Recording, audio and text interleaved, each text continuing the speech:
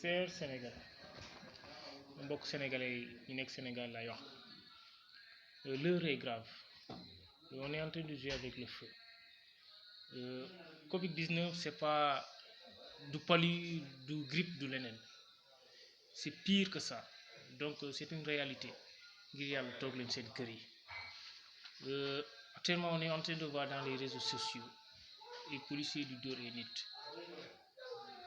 parce que la dem di taxawaalu des trucs comme ça, c'est pas normal. Le chef de l'État a donné des consignes ne ngir yàlla nañ ko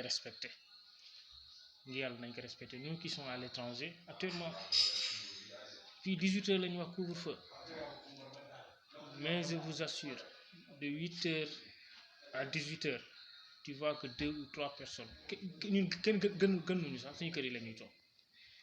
C'est une seule personne qui va, qui fait les courses et elle revient. Donc restez chez vous. Encore un message pour les policiers, au moins avant de frapper, surtout les gens qui sont dans des voitures, des particuliers, essayez d'identifier la personne avant ñi koy dóor, parce que cette dernière peut être un agent de santé nga xam ne dafa jógee liggéeyam wala dafa jël heure boobu lay wàcc wala heure boobu lay dem monter pour jël relève.